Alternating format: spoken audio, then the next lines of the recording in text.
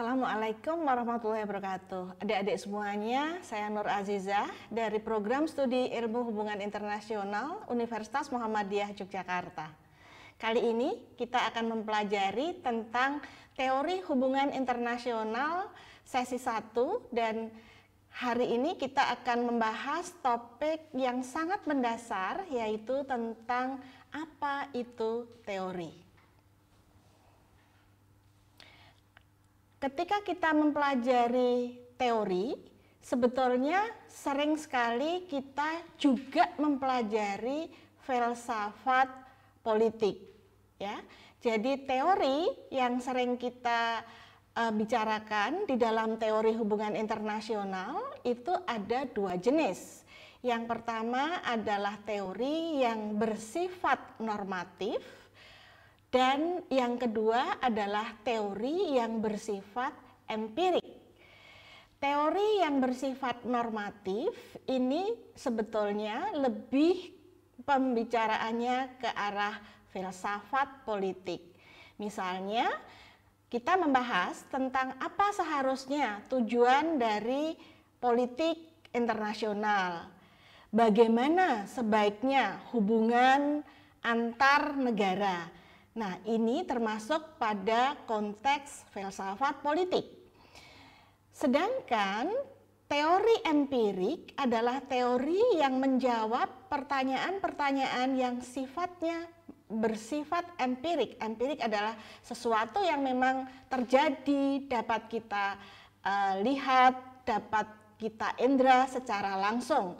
Misalnya, mengapa Amerika Serikat menyerang Irak? Nah, ini adalah sebuah teori yang empirik. Nah, di dalam teori hubungan internasional sebagai basic kita akan mempelajari teori-teori yang bersifat normatif, tetapi secara aplikatif nanti kita akan mempelajari teori-teori yang bersifat empirik. Nah, kalau kita melihat dari jenis-jenis teorinya, maka teori itu ada beberapa jenis. Yang pertama adalah teori aksiomatik atau teori yang bersifat hierarkik dengan logika deduktif. Teori-teori ini biasanya ada pada teori-teori di dalam ilmu eksakta. Di dalam ilmu hubungan internasional jarang sekali ada teori-teori yang bersifat logika deduktif. Nah, teori yang lebih sering kita pelajari di dalam hubungan internasional adalah teori-teori yang bersifat non-aksiomatik atau yang lebih jelasnya sebagai teori faktor atau teori yang berangkai dengan logika kausal atau logika sebab akibat, ya. Nah, sebuah teori itu harus mengungkap sebuah fenomena tertentu yang ingin dipelajari. Jadi sebuah teori pasti mengungkap sebuah fenomena tertentu, sebuah fenomena di dalam hubungan internasional. Itu pertama. Yang kedua, teori selalu akan menunjukkan faktor-faktor yang menyebabkan fenomena itu terjadi.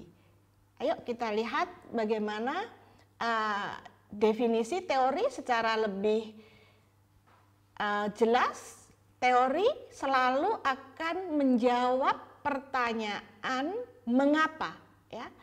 Dan teori itu adalah sebuah pernyataan yang menjawab pertanyaan mengapa. Jadi pertanyaan mengapa itu menjadi sangat penting di dalam sebuah research hubungan internasional. Teori juga akan menghubungkan konsep-konsep yang ada secara logik. Jadi sebuah teori pasti dibangun oleh konsep-konsep yang akan dihubungkan secara logik. Nah, jadi kalau kita melihat dari strukturnya, maka teori ini akan mempunyai beberapa struktur. Yang pertama adalah struktur teori yang menginventarisasi faktor-faktor penyebab.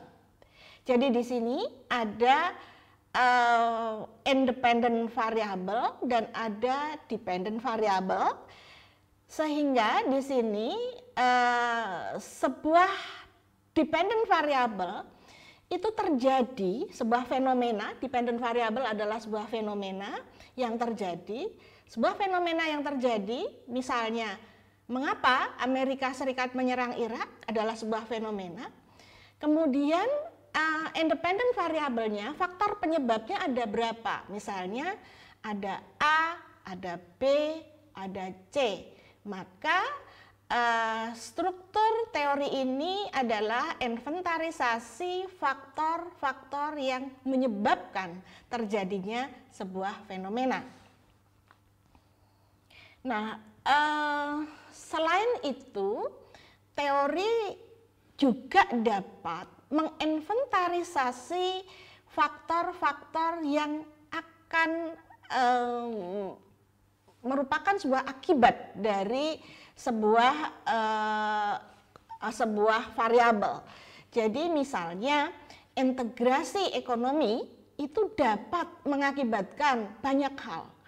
Bisa mengakibatkan pertumbuhan ekonomi, tetapi juga dapat mengakibatkan perdamaian, sehingga ada multiplier effect ya dari integrasi ekonomi yang merupakan sebuah penyebab dari pertumbuhan ekonomi, dapat menjadi penyebab dari perdamaian ya. Oke.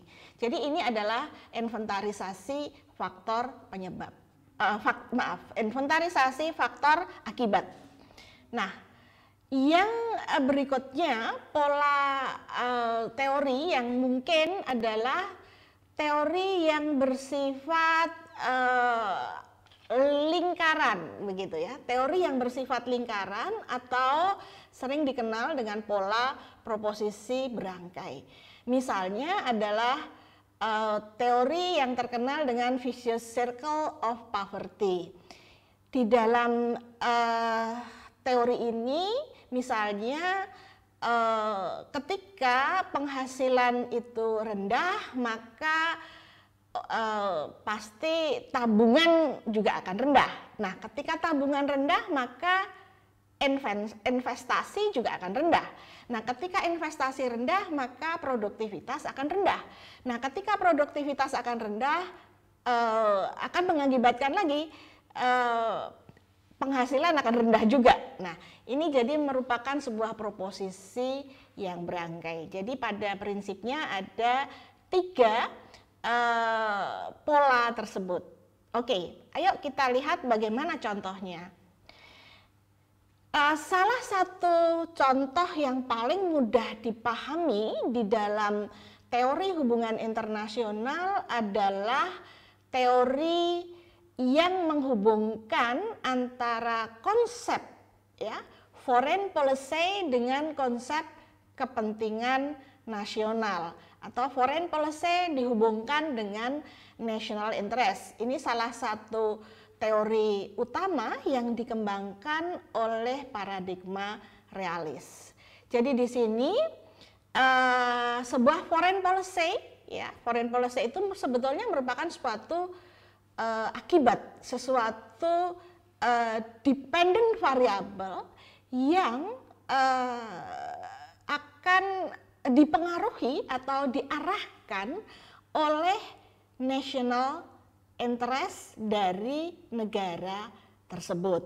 Jadi ini adalah salah satu contoh yang paling mudah untuk memahami teori.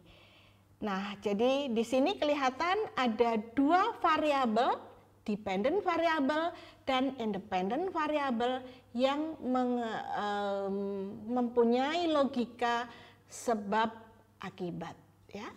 Oke, saya kira sampai di sini dulu pertemuan kita, pembahasan tentang teori. Nanti kita akan lanjutkan dengan materi berikutnya. Terima kasih. Assalamualaikum warahmatullahi wabarakatuh.